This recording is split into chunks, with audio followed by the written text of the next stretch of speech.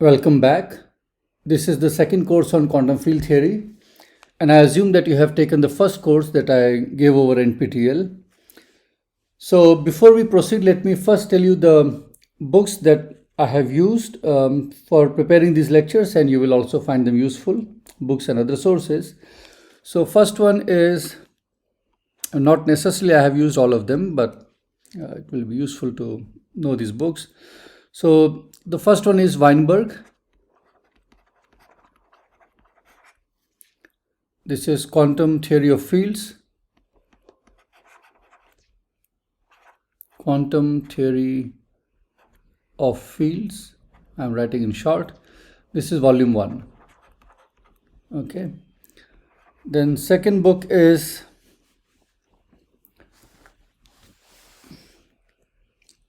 by George Sturman.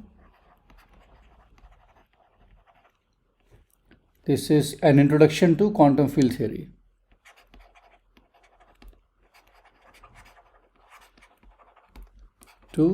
Quantum field theory. Okay, again I write in short. And then a few more I will write. So a book by Raymond, and this is Field Theory, a Modern Premier.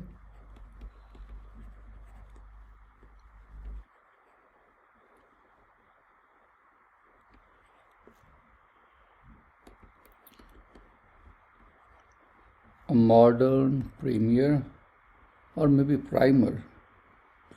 Okay, I used to wrongly call it premier. Okay, and then also a book by Z. This is Quantum Field Theory in a Nutshell. Quantum Field Theory in a Nutshell. Okay, and there are many other books in the market, and you can choose whichever you like the most. And also lectures by Ashok Sen. His lectures you can find on YouTube, okay, on quantum field theory, and that will also be very useful, and we will also refer to those lectures. So these are roughly the books references which we are going to follow in this course, and you would be benefiting by looking at them. Okay, so as like last time, we are going to have this course run for 12 weeks, and you are going to get frequently assignments. I will keep those assignments very simple. So let's recall what we were doing last time in the previous course. We were studying quantum field theory, and we looked at free theory, and then we looked at interacting theories. We talked about their symmetries and what conservation laws they give rise to, and what conserved charges they give rise to. Okay, now the goal here in this course is to work out in detail what lies in quantum field theories, or more precisely interacting quantum field theories. Okay, and we will be concentrating on scalar field theories, but nevertheless the formalism that I am going to develop here will be useful for other fields as well. So most of it actually. So we do not lose anything by restricting ourselves to scalar field theories. So let's start by asking,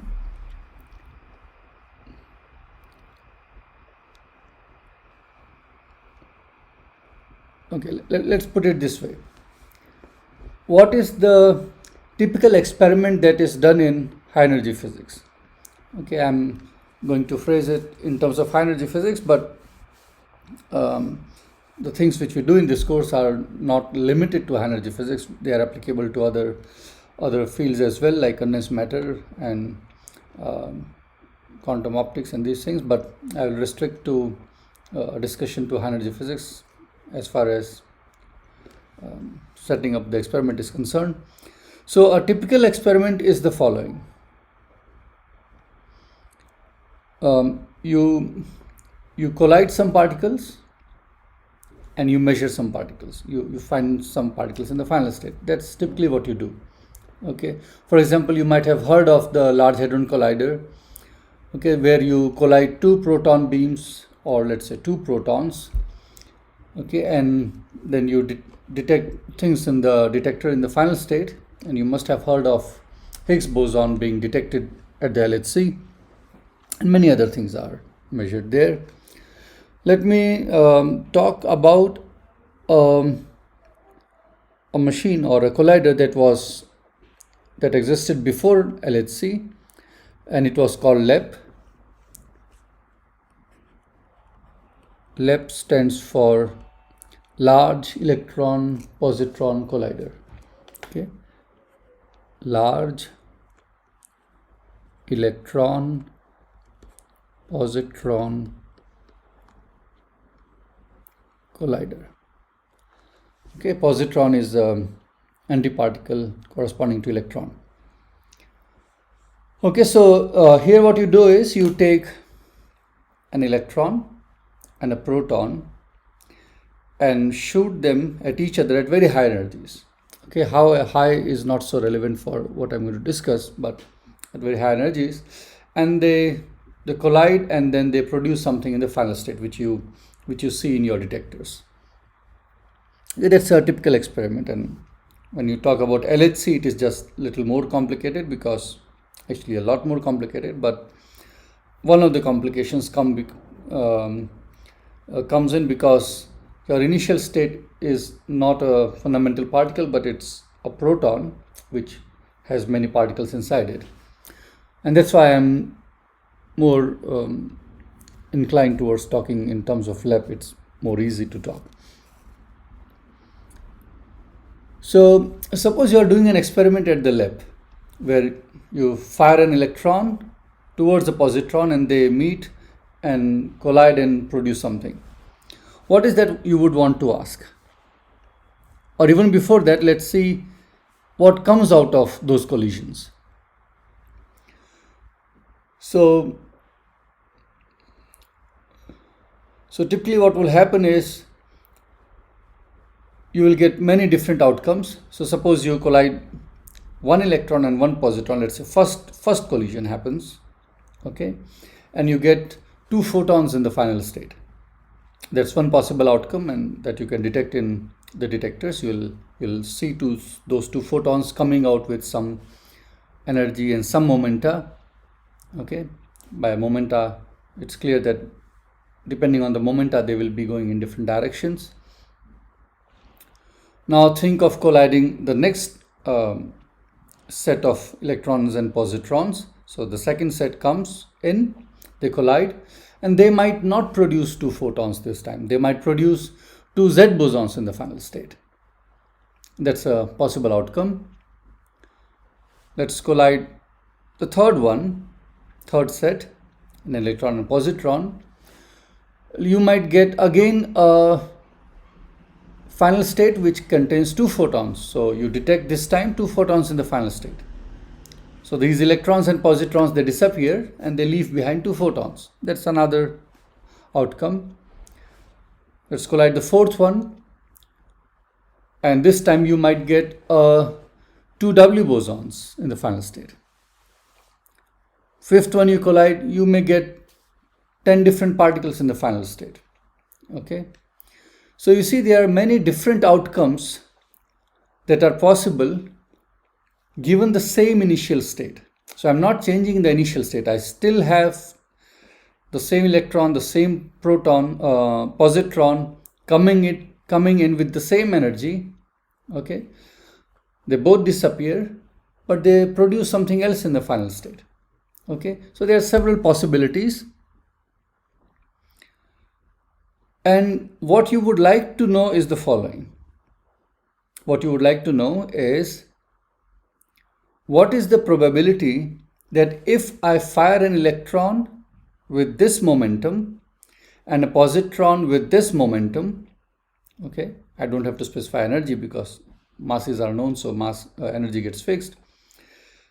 And if I choose this initial state where these two particles have these specified momenta, what is the probability that I will produce a final state number 1 or final state number 2 or final state number 3? Okay, and this specification of final state is not just about telling which particles are produced. It's also about with what momentum they are produced. Okay, so even though you might be producing n number of particles in the final state which have some momenta, a second outcome could be same particles again in the final state but with different momenta. Okay, so an experiment can measure this. So precisely for those reasons you have those machines.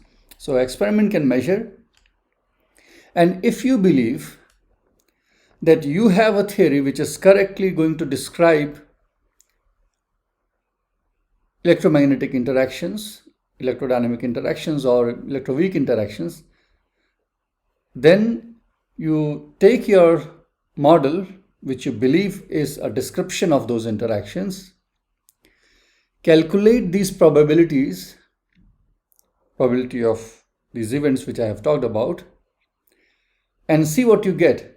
And if your results agree with what experiments have to tell you, then you can have a belief that you have gotten a reasonably good model of these interactions.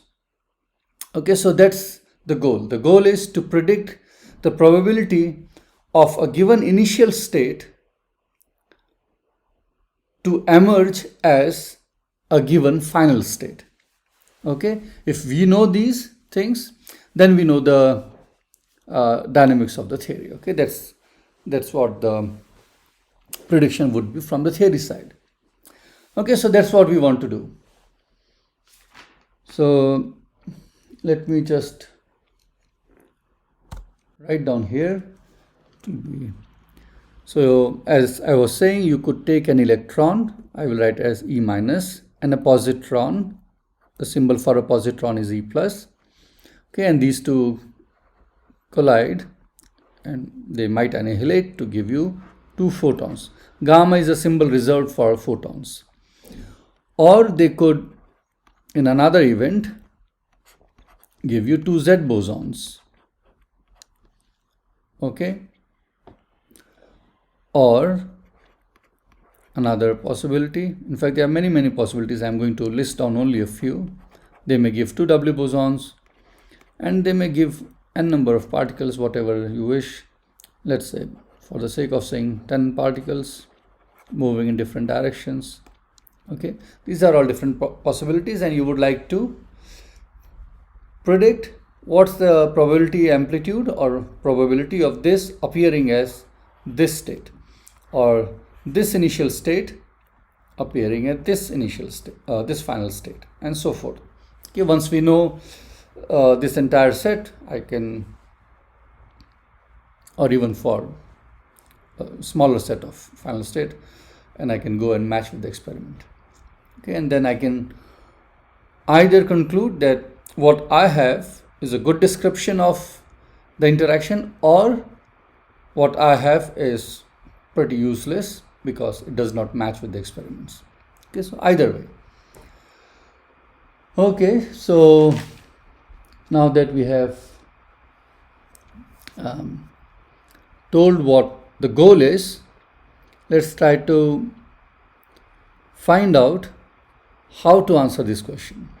Okay, so let me go to the next slide. How are we going to find out? So let me be a little bit more, let me throw in more details about the scattering process I was describing. So typically it is like this. So you have an electron coming in from this side and a positron coming from this side. Okay, so an experimentalist has prepared this state, so where he or she knows the momentum with which this electron is fired, the momentum with which this positron is fired, that is known to you. You have prepared that state. Okay.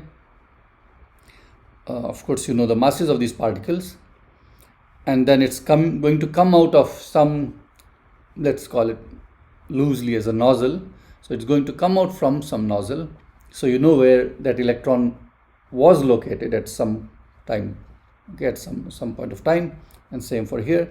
So you roughly know, or you very precisely know where that electron was located and with what momentum it was moving at some time, and same for this one. Okay, so you have prepared a state in which you specify the momenta, the energies and locations of those particles at some time. Okay, consistent with Heisenberg uncertainty principles. Of course, you cannot say that the momentum is precisely this. You have to take into account the Heisenberg uncertainty relations. Now this state, where it contains two particles, and these two particles are far apart, okay, from each other, and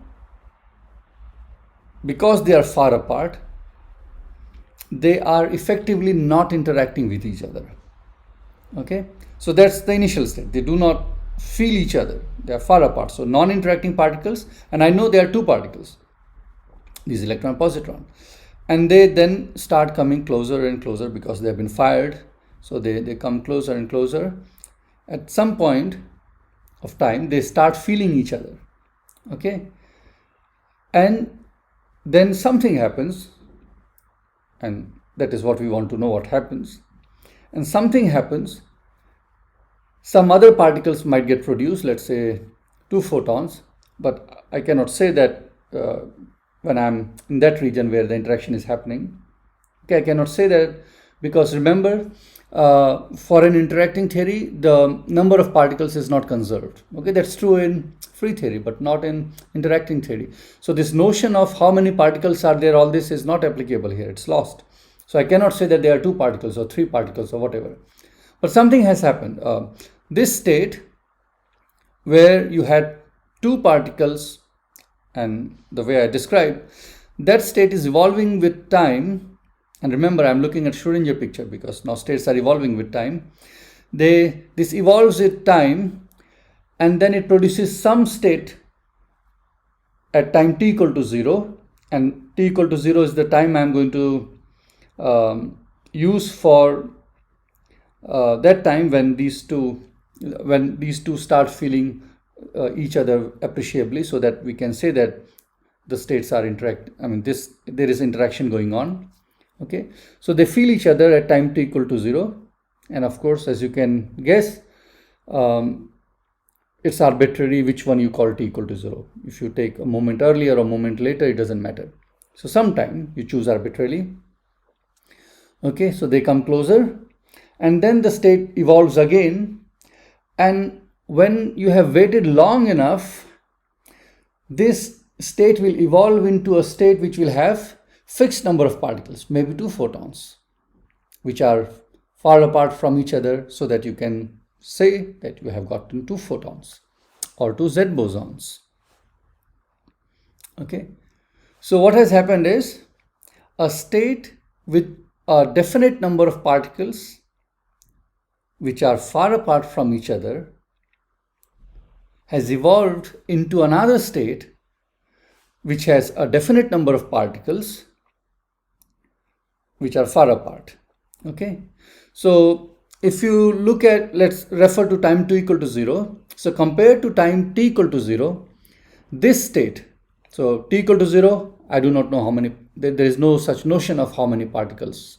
These notions is left, is lost. But if you take the state at t equal to 0, okay, and go backwards in time, when you go backwards in time long enough, you will see that that state started appearing as a state with an electron and a positron. Okay, so the state at t equal to 0, when evolved backwards in time into far past, is a state with a definite number of particles which are well localized in space. Remember, it was in the nozzle at some point of time, and well localized in momenta. Okay, you fired it with some momentum. Okay, so that's the state in the far past. So let me write it down.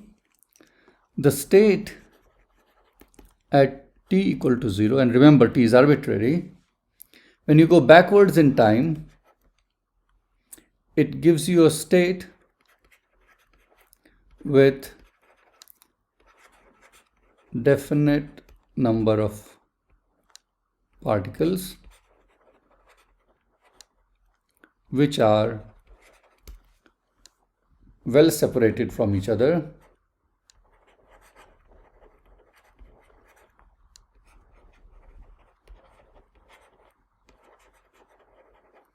and have well-defined momenta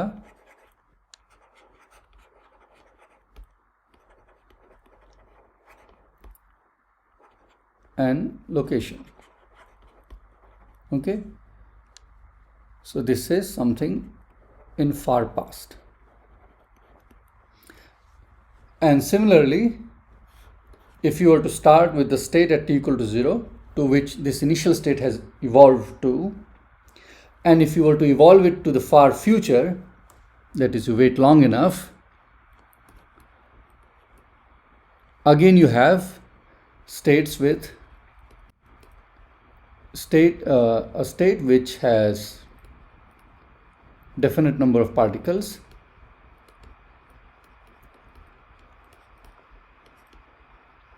which are well separated from each other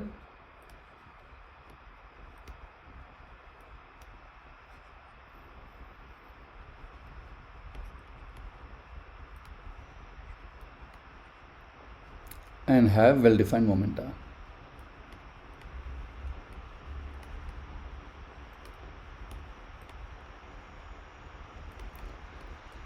Okay, and the restriction given by Heisenberg uncertainty relations has to be taken into account. So you cannot say that momentum is precisely this, because then your particle could be anywhere. Okay, but you can construct Gaussian wave packets and fairly localize both in momentum and position space. Okay, so I know that I am repeating a lot, but that's worth doing because this otherwise it appears unnecessarily difficult. Okay, so what we have done is state t equal to 0, when evolved far in past, it looks like well separated particles with well defined momentum and location. Similarly, the same state evolved far in future, looks like again well separated particles with well defined momentum and position. Okay, now let's concentrate on the right hand side. State at t equal to 0 evolving in far future. Okay, and that is what I want to focus on first. So let's again repeat what I have said. So at the state at t equal to 0 could evolve into those many different possibilities which I was listing.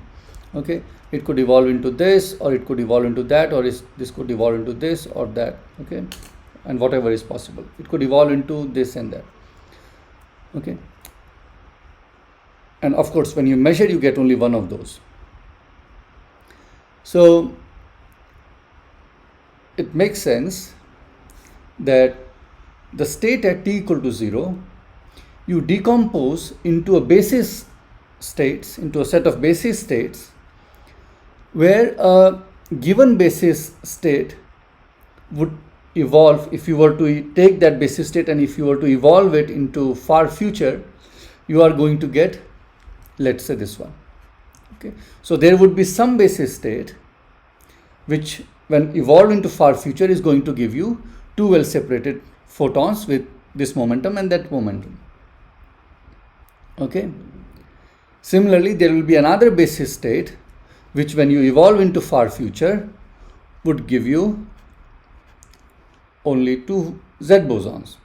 Similarly a third basis state which will give you this, a fourth this, and so forth. So the state at t equal to 0 is a state which is in a linear combination of states which, when evolved into far future, will give you either this or that or that or that, depending on the coefficients which are multiplying those basis states, right? So you construct a superposition where you have this linear sum of all the basis states with some coefficients, and depending on the coefficients, the probability of finding that state in the final state, the probability of getting that state in the final state is determined by those coefficients. So the point I want to make is the state at t equal to 0 should be a linear combination of states which, when evolved into far future, give you these states. Okay, that's what I want to convey. Now, I do not know at this moment much about what these basis states are, what they look like, and that's something which we are going to do in the next few lectures with a lot of care, but I can say something. At least I can put some labels on these states. So let's say what these labels would be. So if I say that, now what I will do is I'll I will not be really looking at electrodynamics, because my interest is in 5-4 theory in this case, or where all the same kind of particles are there. It's not different kinds of particles. You have only one field. Okay. So in the final state, you will be measuring particles which are excitations of this field phi. So, but if you wish, you can keep thinking in terms of electrons and positrons and Z bosons and whatever. Okay. Or let's keep it thinking that way. Okay. It is useful. So let's not worry about this at the moment. So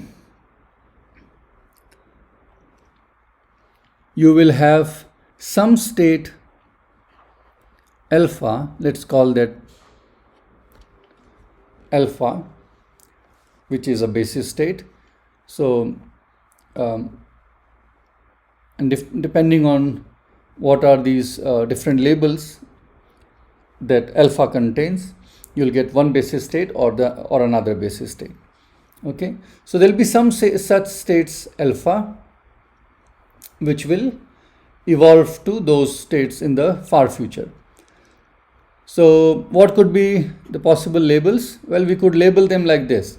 We could say that since this state evolves to a state which has, let's say, two particles, like two photons, with momentum P1 and P2,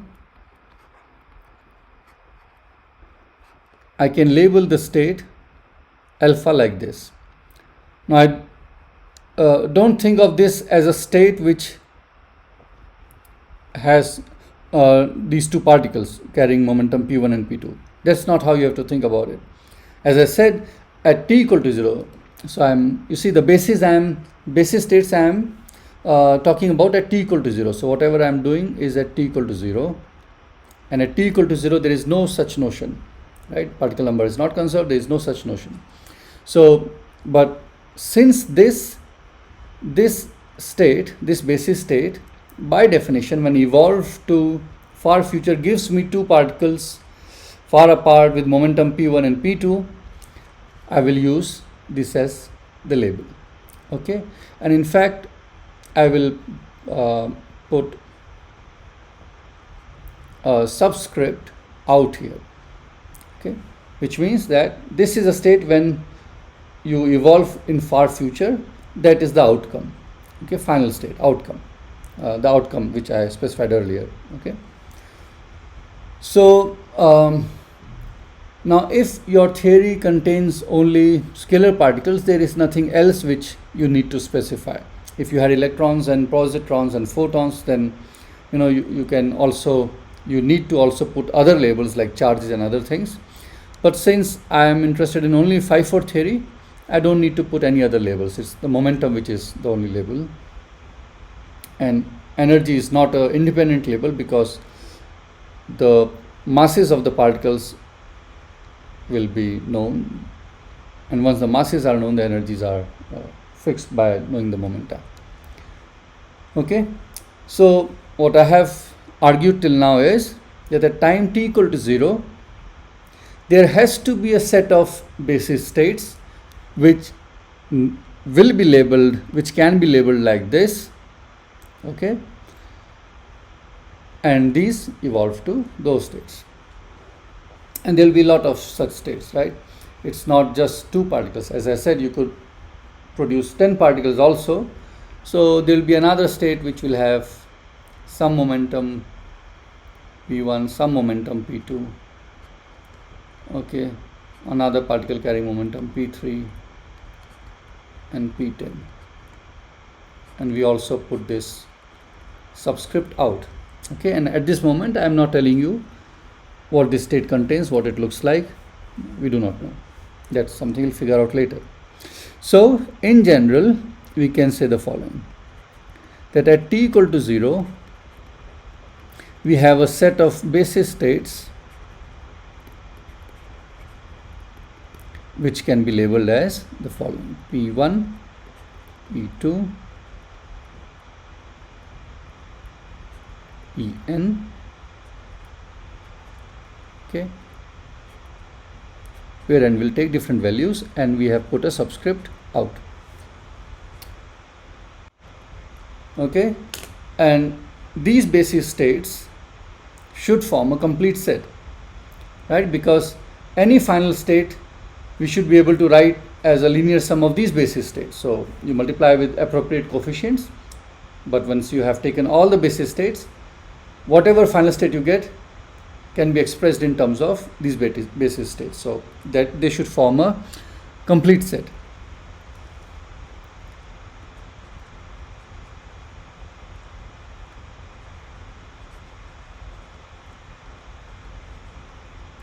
Okay, so we have found one set of states which we call out states, and now let's look at the state at t equal to 0 and repeat the same thing which I have said for when you look at the thing at as time goes backwards. Okay, so we want to see what happens as time goes backwards.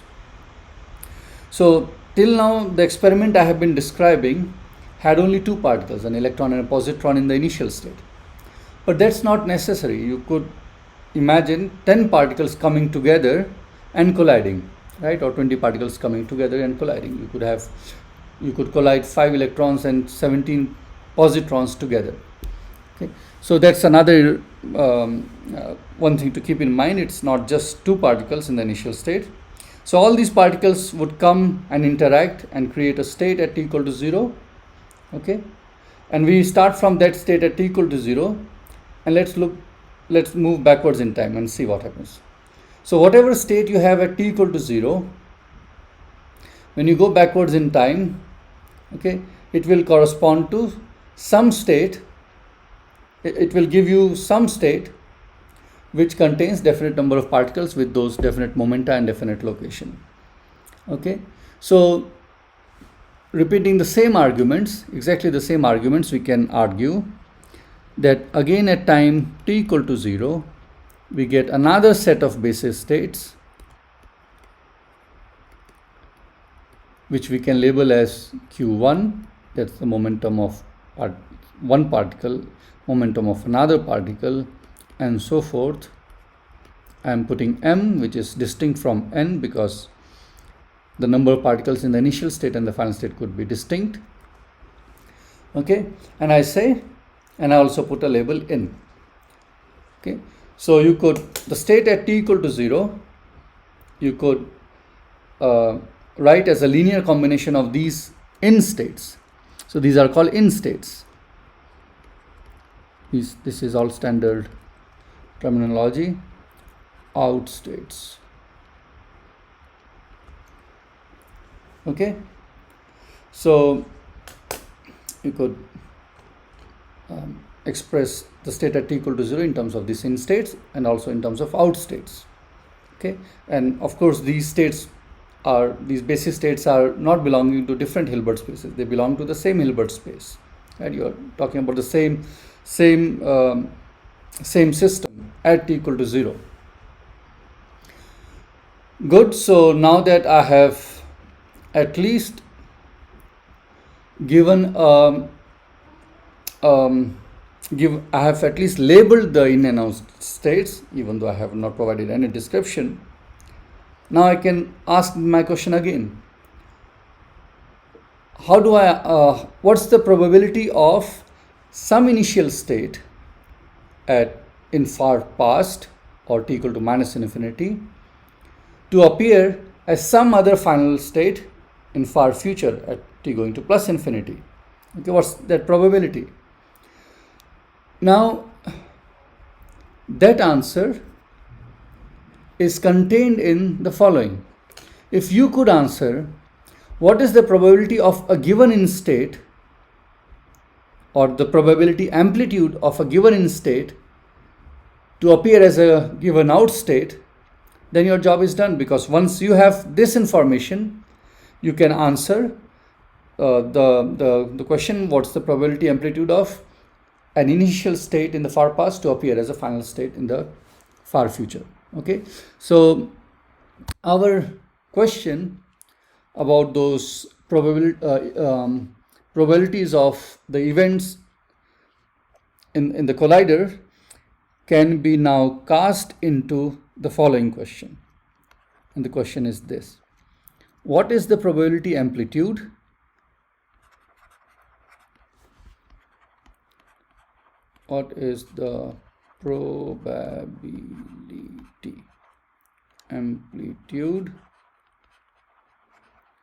that this in state, let's call it P1, P2, Pn,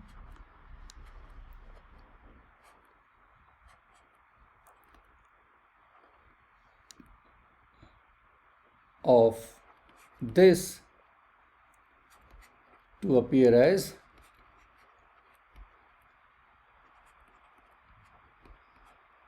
okay, I'm not being very careful with whether I have used P1 for the in states or out states. Okay, doesn't matter, these are labels. Okay, this Pm.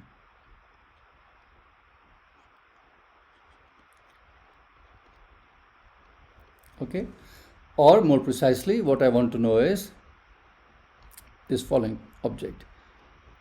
So I start with this in state,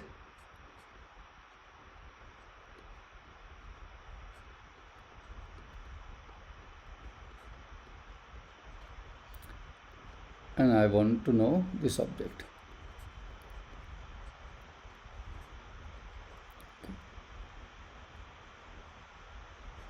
So this should be Q.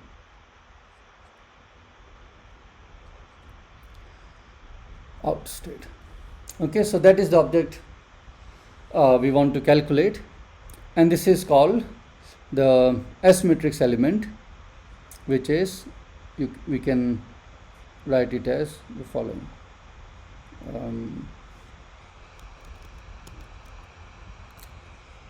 So this is what we want to know, and this I will define as S Q1 Q2 up to Qm,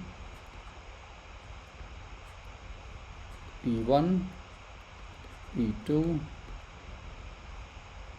up to Pn. Okay, so this is the S matrix element. That's the definition of S matrix element, and that is what we want to calculate.